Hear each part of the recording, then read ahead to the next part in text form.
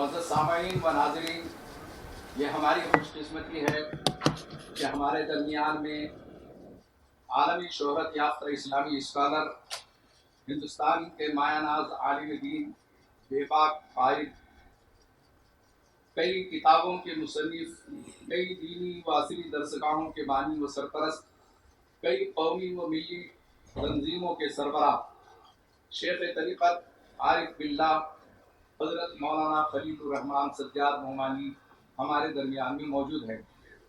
ہم ان سے انشاءاللہ چند سوالات کر رہے ہیں۔ یہ تمام پریس سے حضرت مخاطب فرما رہے ہیں۔ میرا سب سے پہلا سوال حضرت سے یہ ہے کہ حضرت، اس وقت مسلمانوں کی نمائندگی کرنے والی کئی تنظیمیں ہیں اور جماعتیں ہیں، لیکن عجیب بات یہ ہے کہ وہ لوگ یہ کہتے ہیں کہ ہمارا سیاست سے کوئی لینا دینا نہیں ہے۔ تو کیا اسلام میں سیاست کا کوئی حصہ نہیں، کوئی شعبہ نہیں؟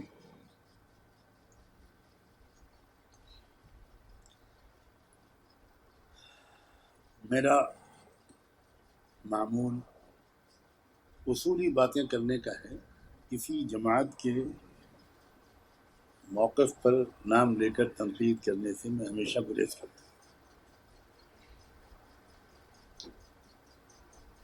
آزادی سے پہلے آپ نے جس جماعت کی طرف اشارہ کیا ہے، میں نام لیتا ہوں جمعیت علماء ہند۔ وہ پوری طرح سیاسی سرگرمیوں میں سرگرم تھی۔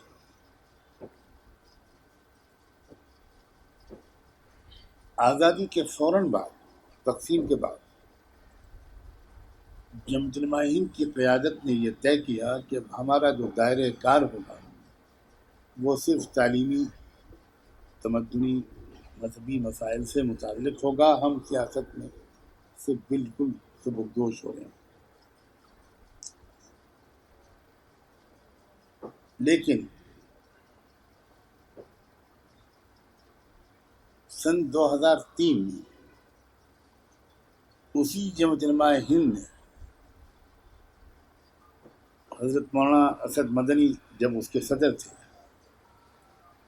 تو یہ فیصلہ کیا مجلس عاملہ میں اتفاق رائے کے ساتھ، اور اس کا اعلان کیا کہ جمعیت علماء نے اپنے آپ کو سیاست سے بالکل الگ کر لیا تھا، لیکن سیکولر کہی جانے والی پارٹیوں کی طرف سے مسلسل تلخ تجربات کی وجہ سے ہم نے اپنے فیصلے پر نظر ثانی کی ہے، اور اب ہم ایک ایسی سیاسی پارٹی کی ضرورت محسوس کر رہے ہیں جس میں مسلمان پسماندہ طبقات، دیگر اقلیتیں اور عام انصاف پسند لوگ اس میں یکجا ہو کر جدوجہد کریں۔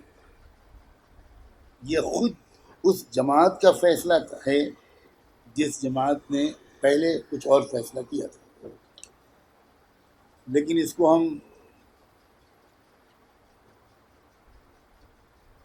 بدقسمتی ہی کہیں گے کہ مولانا اسد مدنی صاحب اس کے بعد جلد ہی علیل ہو گئے۔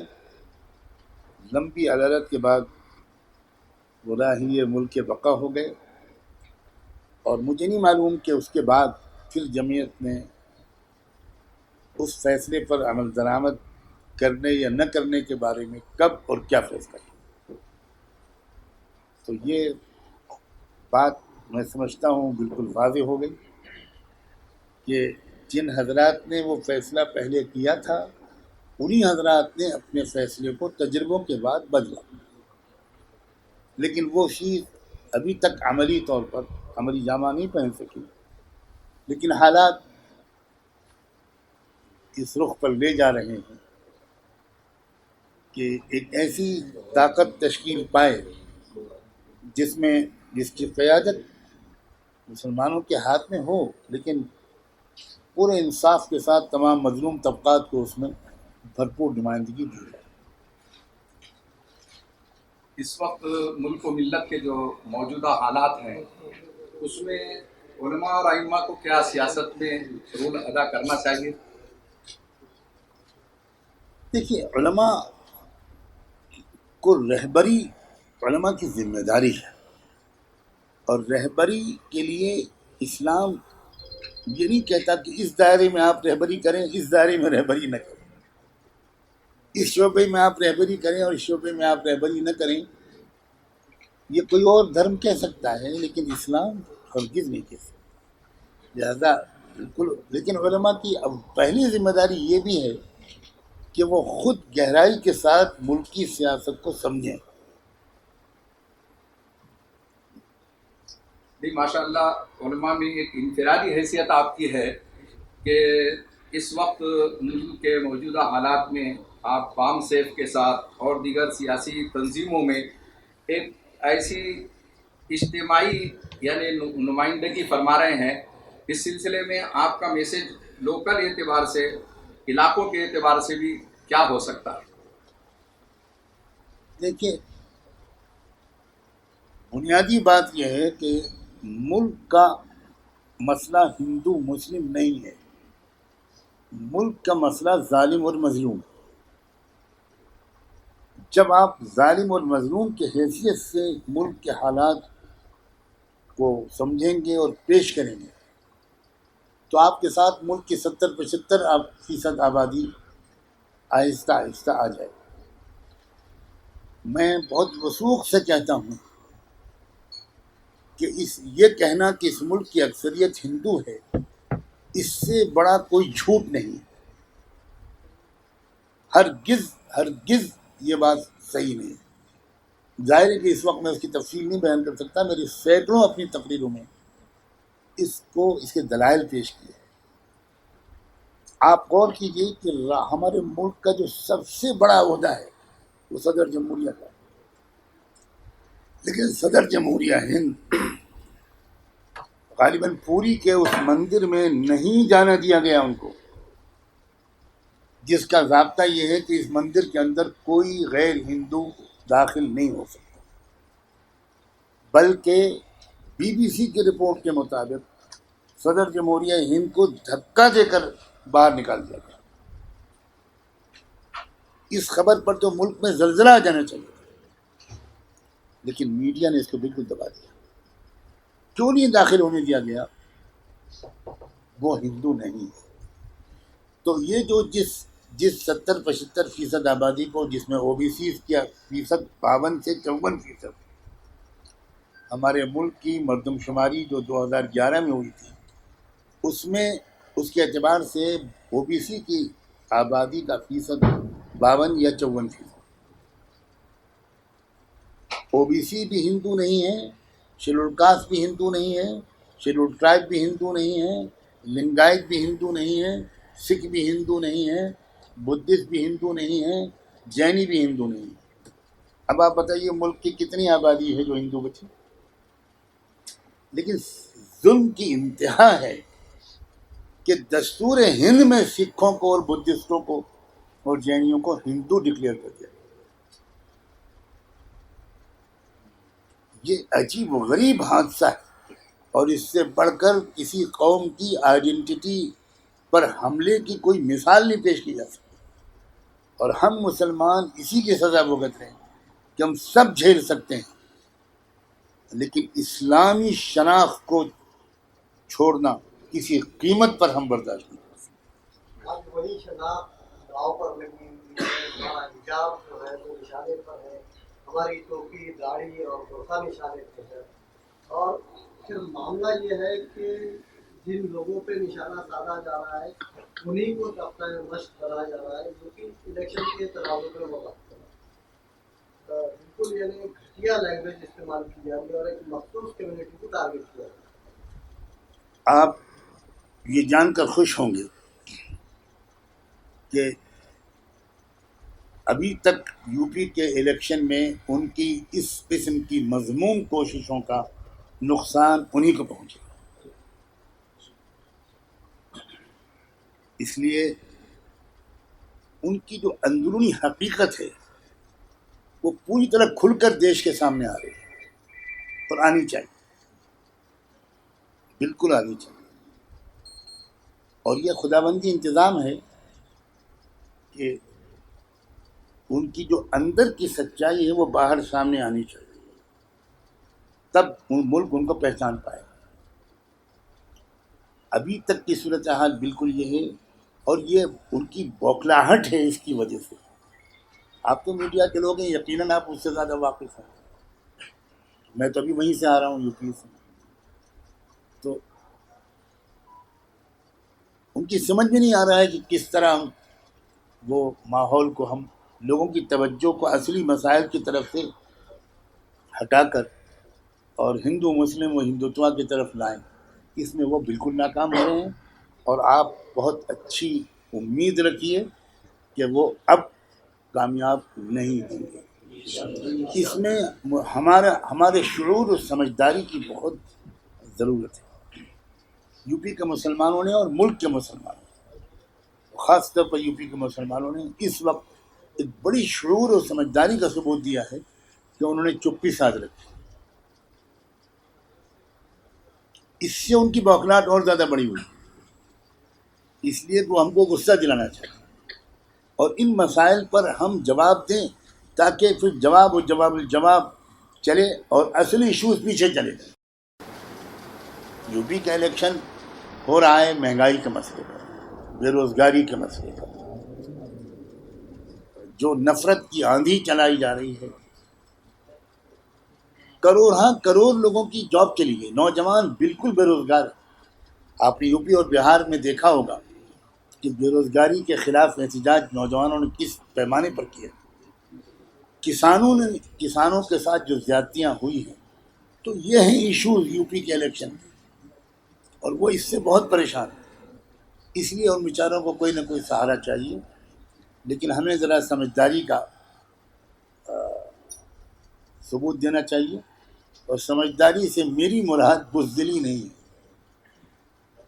وہ سمجھداری جو بہادری کے ساتھ ہو، اور وہ بہادری جو سمجھداری کے ساتھ ہو، اس کی ہم کو ضرورت ہے. سی اے این آر سی کا جو پروجیکٹ ہوا تھا، اس میں یو پی گورنمنٹ نے تو پراپرٹی سیز کی تھی، سپریم کورٹ نے اسے مسترد کر دیا. ٹھیک ہے، دیر آئے درست آئے. سپریم کورٹ نے یہ فیصلہ کیا، اور وہ بھی اس وقت کیا.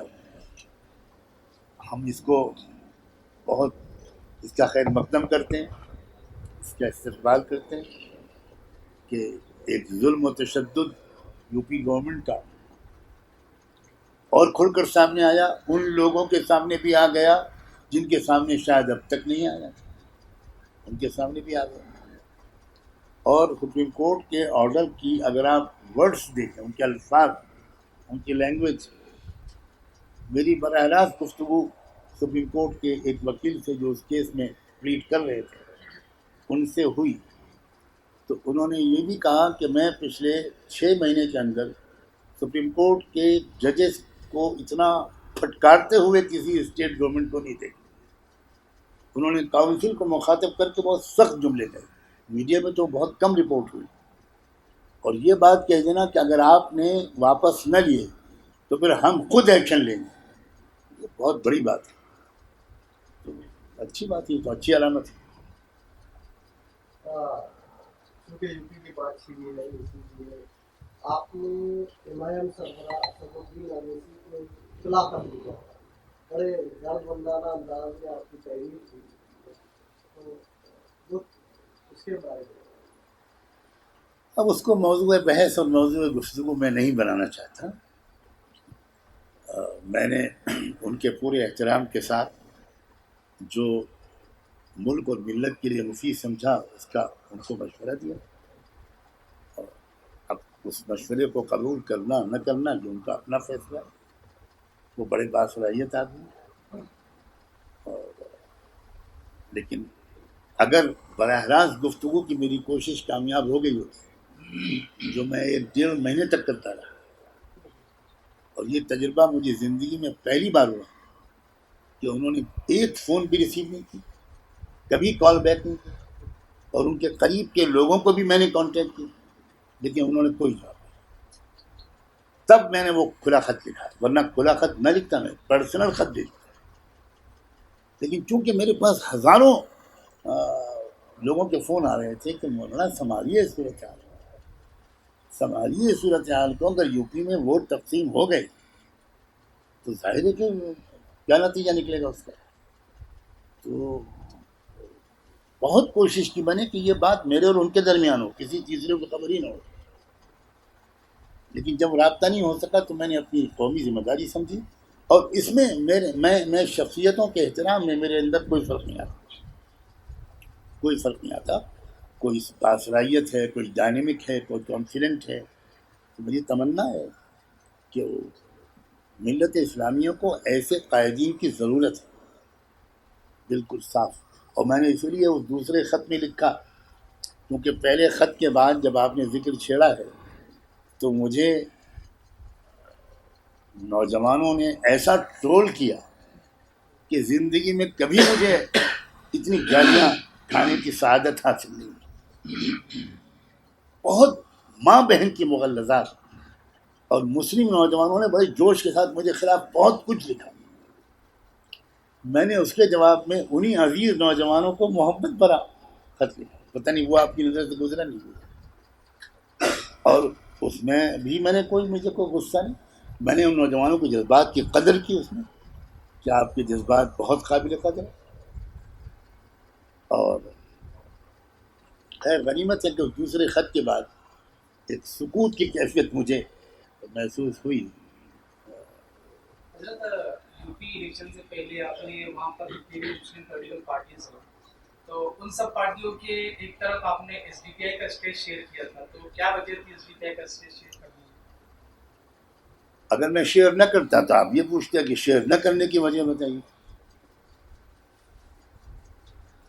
میں پھر کہتا ہوں، میں 30-35 سال سے یہ بات لکھ بھی رہا ہوں اور کہہ بھی رہا ہوں کہ ایک مثال بھی دیا کرتا ہوں. اچھا ہے آپ کے ناظرین کے سامنے بھی وہ مثال پہنچ جائے. اسٹیشن پر کھڑا ہوا ایک مسافر بھی ٹرین کا انتظار کرتا ہے اور ایک قلی بھی ٹرین کا انتظار کرتا ہے، لیکن دونوں کے انتظار میں بہت فرق ہے. مسافر انتظار کرتا ہے ٹرین پر سوار ہو کر منزل تک پہنچنے کے لیے، اور قلی انتظار کرتا ہے اس لیے کہ وہ ایک بابو کو اتار دے گا، ایک بابو کو چڑھا دے گا، کوئی مزدوری مل جائے گی. میں مسلسل یہ بات کہہ رہا ہوں کہ مسلمان الیکشن کی ریل کا انتظار قلی کی حیثیت سے کرتے ہیں، مسافر کی حیثیت سے نہیں.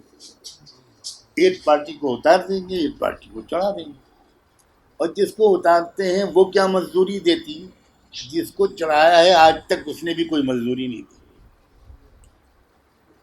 میرا مضبوط موقف ہے کہ ہم کو ایک ایسی سیاسی طاقت کی تشکیل دینی چاہیے جس پر مسلم پارٹی کا لیبل نہ لگا، اور جس کے ترجمانی کرنے والے قائدین ہندو مسلم مسئلے پر ایک لفظ نہ بولیں. وہ بولیں ظالم المظلوم کے مسئلے پر، تاکہ جو اصل مسئلہ اس ملک میں ہے وہ ابھر کر آئے. مسئلہ اس ملک میں ہندو مسلم ہے ہی نہیں. ہندو مسلم مسئلہ کھڑا کیا گیا ہے اس نان مسلم بھارتیہ سماج کے اندرونی کشمکش کو دبائے رکھنے کے لیے اور ان کو پولیٹیکلی ہندو بنائے رکھنے کے لیے. میں بہت اہتمام سے لفظ بول رہا ہوں.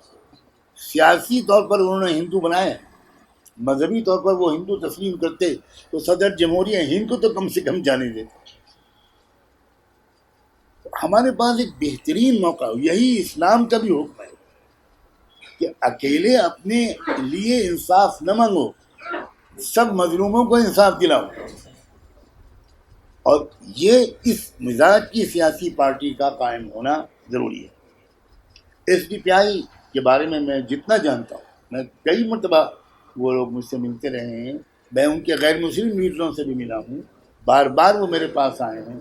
ان کے پاس کرسچن لیڈرز بھی ہیں، سکھ لیڈرز بھی ہیں، جو دلت لیڈرز ہیں وہ بھی ہیں، اور کسان لیڈروں کے ساتھ جو میرا رابطہ اس میں ایک آدھ دفعہ وہ لوگ بھی شریک رہے. تو اس لیے میں نے ایک ایسی مسلمانوں کی سیاسی پارٹی کو تقویت پہنچانا، اس میں کوئی حرج نہیں سمجھا، بلکہ اس کو کار خیر سمجھا کہ جس سے یہ میسج جائے. اور اسی لیے میں نے وہاں پر جو ان کے اس میں تقریر کی، اس میں جو کچھ کہا اسی بات کو میں نے تفصیل سے بیان کیا. اور اس لیے انہوں نے جو نام رکھا وہ بھی social democratic party of India, اس میں کہیں سے مسلمین اور مومنین کا نام نہیں ہے. تو یہ چیز زیادہ سوٹ کرتی ہے. اسٹیئرنگ ہمارے ہاتھ میں ہو. رسول اللہ صلی اللہ علیہ وسلم رحمت للمسلمین نہیں تھے، وہ رحمت للعالمین تھے. تو اس وجہ سے میں نے ان کا اجلاس شیئر کیا. میں اتفاق سے ان دنوں میں اسی علاقے کے دورے پر تھا. شرکت کی. جات کا معاملہ جس طریقے سے کرنا رہے گا کہ حد تک ہے، تو ہم ملکی سطح پر مسلمانوں کو کیا ایسی کوشش کرنی چاہیے کہ یہ مسئلہ بن جائے اور اس میں جو ہے ہماری ماں اور بہنوں کو جو ہے ان کے حقوق ملے، جیسا کہ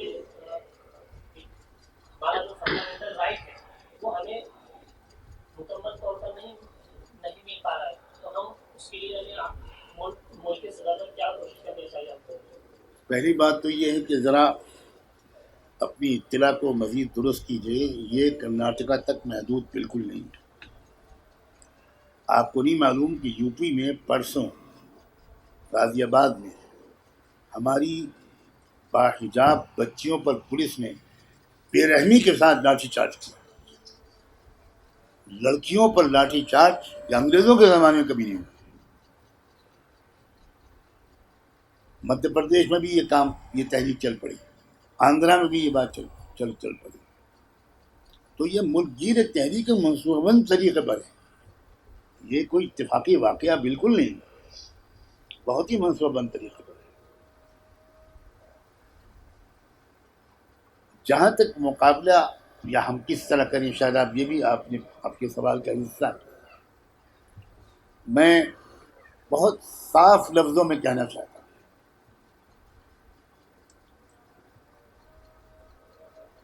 کہ ہم ایک ایک کر کے ان کے تمام ظالمانہ احکام کو تسلیم کرتے چلے جائیں.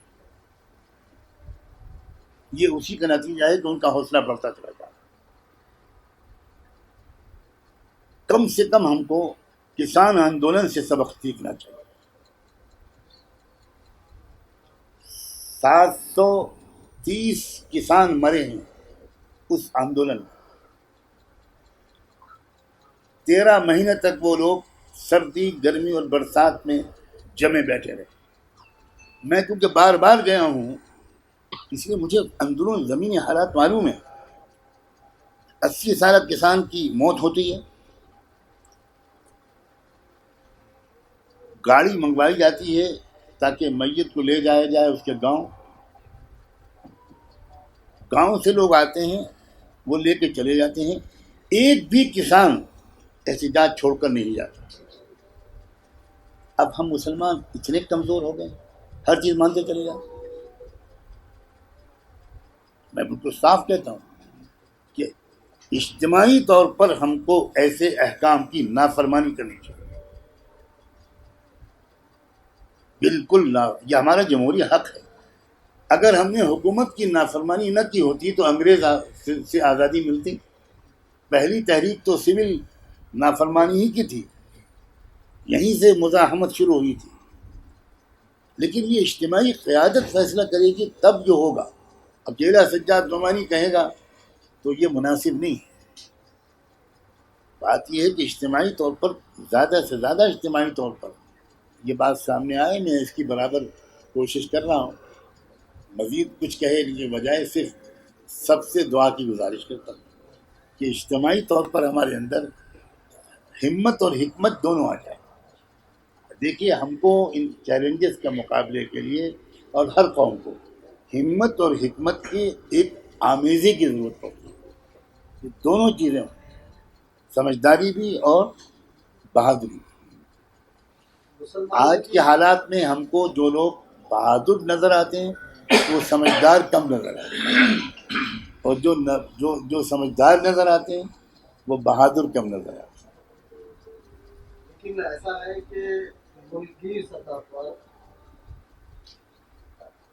مخصوص کمیونٹی جو ہے تو نفسیاتی خوف میں مبتلا کرتا ہے، اور اس کا نوٹس بین الاقوامی سطح پر بھی لیا جاتا ہے. ایسے حالات میں ملک کے مسلمان کیا کرنا چاہیے، ان کی ترجیحات کیا ہونی چاہیے؟ جو اللہ کی قدرت کو جانتا ہے دنیا کی کوئی طاقت اس کو خوف کی نفسیات میں مبتلا نہیں کر سکتی۔ خوف کی نفسیات میں اگر کوئی مبتلا ہے، اس کا صاف مطلب یہ ہے کہ اس نے اپنے رب کو نہیں پہچانا۔ ہمارا مسئلہ ایمان کی کمزوری کا ہے، بالکل صاف صاف بات ہے۔ اللہ سب کچھ کرتا ہے یا مخلوق کرتی ہے؟ اللہ عزت و ذلت دیتا ہے، کامیابی اور ناکامی دیتا ہے، یا RSS دیتی ہے؟ سیدھا سیدھا مسئلہ ہے یہ، میں بہت صاف کو آدمی ہوں۔ مسئلہ ایمان کا ہے۔ افسوس یہ ہے کہ جن کے پاس ایمان نہیں ہے ٹیکنیکلی، اور اس لفظ کو بہت انڈر لائن کرنا چاہوں گا، ٹیکنیکلی، وہ اس وقت بے خوف ہیں، اور جن کے پاس ایمان بھی ہے، آخرت بھی ہے، شہادت کے فضائل بھی ہیں، قربانیوں کے اجر بھی ہے، وہ سب سے زیادہ خوف میں مبتلا ہے۔ اس خوف سے نکلنا پڑے گا، بالکل اس خوف سے نکلنا پڑے گا۔ اور یہ حریف جو ہے ہمارے دوست، یہ ایسے ہیں کہ اگر آپ ان کے سامنے ڈٹ گئے تو یہ پیچھے ہٹ جائے، لیکن اگر آپ خود ڈر گئے تو پھر وہ کیسے پیچھے ہٹیں گے؟ یوپی چناؤ کی طرف آئے گا معذرت کے ساتھ، آپ نے بہت مثبت اشارہ کیا، اللہ کرے کہ ایسا ہی ہو، لیکن صورتحال ذہنی صورتحال جو پارٹیاں خود کو سیکولر کرتی ہیں، وہ بھی ہر ایک کی اپنی رفیع انداز ہے۔ تو ایک طرف حکمراں جماعت ہے اور دوسری طرف بکھری ہوئی دوسری پارٹیاں ہیں۔ زمینی حقیقت زمین سے آنے والا زیادہ جانتا ہے یا اورنگ آباد میں رہنے والے لوگ زیادہ جانتے ہیں؟